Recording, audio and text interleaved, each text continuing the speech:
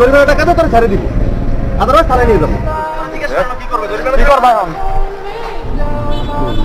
হ্যাঁ তিন লেগে মাপ, তুই তালাও ফেলেন, মাপ কিসের আবার? জরিমানা দেওয়ার মতো অ্যাবিলিটি আছে তোমার কাছে, মানে পয়সা আছে? হ্যাঁ, তাহলে এখন ভাইয়ের কাছে বলো কি করবে। না তোর মাপ নেই, এটা তো ইচ্ছা কি তো, এটা তো ইচ্ছা কি আর খারাপ কি দরকার?